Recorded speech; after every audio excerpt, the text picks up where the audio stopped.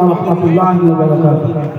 الحمد لله كفى والصلاة والسلام على من لا نبي بعد أما بعد فأعوذ بالله من الشيطان الرجيم بسم الله الرحمن الرحيم إنهم فتية آمنوا بربهم وزدناهم هدى وقال النبي صلى الله عليه وسلم اغتنم خمسا قبل خمس সুদীয় সম্মান্য আজকের এই যুবতময় সভাপতি সাহেব স্টেজে বসে থাকা হলো মাইক রামগণ সামনে আমার বসে থাকা ছোট বড় তালবিন তালবিন আজকে বাৎসরিক সালান আঞ্জুমানের বিষয়বস্তু হচ্ছে ইসলামের দৃষ্টিতে যুবকদের দায়িত্ব। সম্মানিত উপস্থিতি, যুবকের একটি জাতির আশা ও ভবিষ্যৎ শক্তির প্রতীক।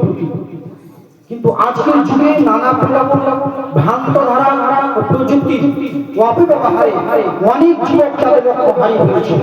তাই বর্তমান সমাজে যুবকের করণীয় নির্ধারণ করা অত্যন্ত গুরুত্বপূর্ণ। সম্মানিত উপস্থিতি, যুব সমাজ একটি জাতির চারিত্রিক শক্তি ও সাহস যুগের প্রতীক। ইতিহাস আমাদের ইসলাম প্রচার, জ্ঞান অর্জন, সমাজ সংস্কার প্রতিটি ক্ষেত্রে যুবকেরাই ছিল অগ্রণী ভূমিকা পালন করে। তাই ইসলামে যুবকদের প্রতি বিশেষ দায়িত্ব কর্তব্য আরোপ করা হয়েছে। মহান আল্লাহ তাআলা বলেন, ইন্নাহুম ফিতয়াতুন আমানু বিরাব্বিহিম ওয়া জিদনাহুম হুদা। নিশ্চয় তারা কয়েকজন যুবক ছিল যারা তাদের রবের প্রতি ঈমান এনেছিল, আমি তাদের হিদায়াত বাড়িয়ে দিয়েছিলাম। সম্মানিত উপস্থিতি, আল্লাহ রাসূল সাল্লাল্লাহু আলাইহি ওয়াসাল্লাম যুবকদের ব্যাপারে বলতে গিয়ে বলছেন, ওয়াশাবুন নাসাআ ফি ইবাদাতিল্লাহ, ওই সমস্ত যুবক যারা আল্লাহর জন্য জীবনটাকে অতিবাহিত করে, ওই যুবকেরা আল্লাহর আরশের ছায়া পাবে। তিনি আরো বলেন, আল্লাহুম্মা ইহদিল ইসলাম বিহাদিল মারাইন, হে আল্লাহ তুমি দুই নম্বরের মধ্যে একজনকে ইসলামের ছায়া করে নিয়ে এসো। কারণ সেই জামানায় দুই উমর, অর্থাৎ উমর ইবনে খাত্তাব ও আবু জাহেল দুই শক্তিশালী ও সাহসী যুবক ছিলেন। তাদের মধ্যে একজন ইসলাম গ্রহণ করলে ইসলাম আরো শক্তিশালী হয়ে উঠবে। এই প্রসঙ্গে একজন দার্শনিক বলেন, youth are the main capital of the উম্মাহ, অর্থাৎ যুবকের উম্মার মূলধন। আজ সেই যুব সমাজ বিজাতীয় রীতিনীতির কাছে পরাজিত। আজ যুব সমাজ অনেকটাই যুব সমাজ আজ গানে আসক্ত, আজ মদে আসক্ত, আজ আপনার কিনা ফ্রি ফায়ার পাবজি গেমে এইভাবে তাদের জীবনটাকে, তাদের সময়টাকে শেষ করে দিচ্ছে, এইভাবে নষ্ট করে দিচ্ছে। আজ আমরা এই যুবকেরা ইহুদি খ্রিস্টানের নীতিকে অবলম্বন করে চলছে, যুব সমাজ বুঝতে পারছে না। অথচ আল্লাহ রাব্বুল আলামিন কোরআনের মধ্যে বলছেন, সূরা মাইদা সূরা নম্বর 5 আয়াত নম্বর 1 বলছেন, ইয়া আইয়ুহাল্লাযীনা আমানু, হে ঈমানদারগণ, লা ইয়াত্তাখিযুল ইয়াহুদা ওয়া নাসারা, তোমরা ইহুদি ও নাসারাদের তাদেরকে তোমরা বন্ধুত্ব করো না। আউলিয়া আবাআতুম আউলিয়া বাযিন, কেন না তারা একে অপরের বন্ধু। মাইয়াতাওয়াল্লাহু মিনহুম, তোমাদের মধ্যে তাদের সাথে বন্ধুত্ব করবে, সে তাদেরই একজন। সম্মানিত উপস্থিতি, আল্লাহ বলছেন তাদের সাথে বন্ধুত্ব করা যাবে না। আমরা সেই যুব সমাজ তাদেরকে আবার ভালো করে চলি, তাদের আমরা অনুকরণ করে চলি। সূরা পবিত্র কোরআনে একটি সূরা আছে, ওই সূরাটির নাম হচ্ছে বুরুজ। ওই বুরুজের মধ্যে একটি ঘটনাকে উল্লেখ করা হচ্ছে কি, যে একজন বাদশা একজন যুবককে হত্যা করার চেষ্টা করেছিল, পাহাড় থেকে ফেলে দিয়ে হত্যা করার চেষ্টা করেছিল, পানিতে ডুবে হত্যা করার চেষ্টা করেছিল, কিন্তু বাদশা দুইবারে একবার সফল হয়নি। কেননা ওই যুবক মহান আল্লাহ তাআলার উপরে দৃঢ় বিশ্বাস রাখত। যুবককে যখন হত্যা করতে পারলো না, তখন ওই যুবক ওই বাদশার কাছে গিয়ে বলল, বাদশা আপনি যদি আমাকে হত্যা করতে চান, তাহলে আপনার সমাজের সকল মানুষকে একটা মাঠে একত্রিত করুন এবং সেখানে খেজুর গাছে তারা ঝুলিয়ে আমার দিকে নিক্ষেপ করুন। এই কথা বলে এই যুবকের প্রতি পালকে নামে তীর নিক্ষেপ করলাম।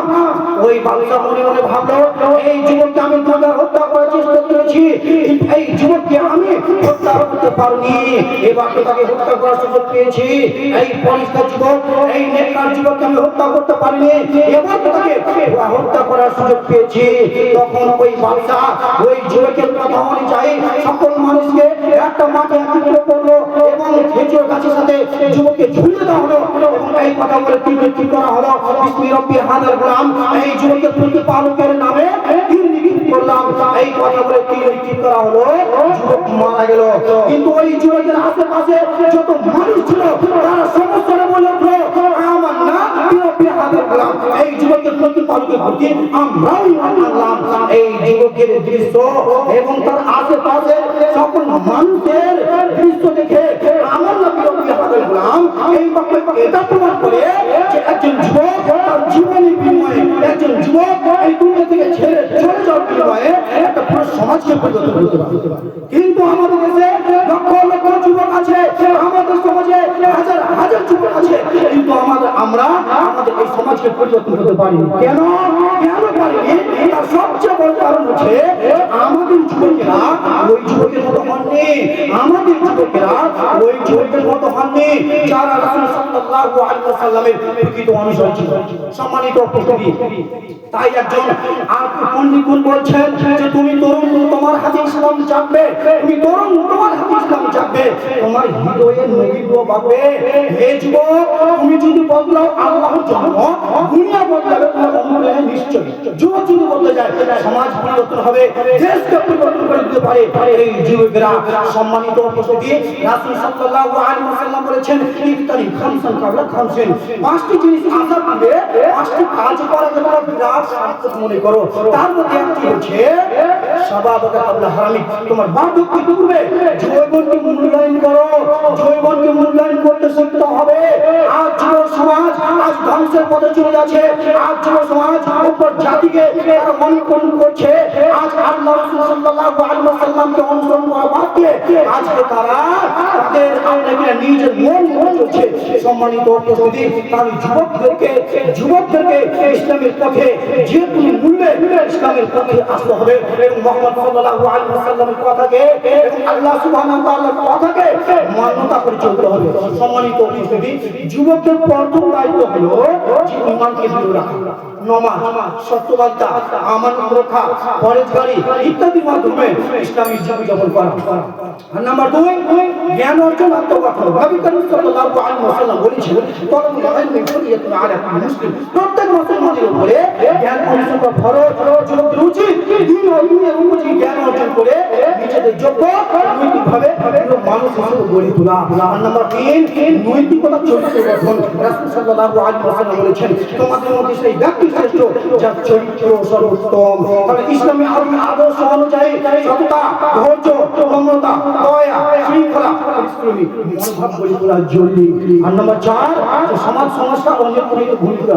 যুবকদের পরিবর্তন চায়, ইসলাম চায় তারা হকের পথে থাকবে এবং তারা ইসলামের জন্য নিজের জীবনটাকে উৎসর্গ করে দেবে। সম্মানিত উপস্থিতি, তাহলে যুবকদেরকে যে কোনো মূল্যে ইসলামের ছায়া করে আসতে হবে। পরিশেষে আল্লাহ রাব্বুল আলামিনের কাছে দোয়া করি, আল্লাহ আর যুবক ভাই আজকে নষ্ট হয়ে যাচ্ছে, আল্লাহ তাদের যাহার সঠিক পথ তুমি দাও, ইসলাম মোতাবিক যেন আমরা চলতে পারি, সকলকে তৌফিক দাও আল্লাহ।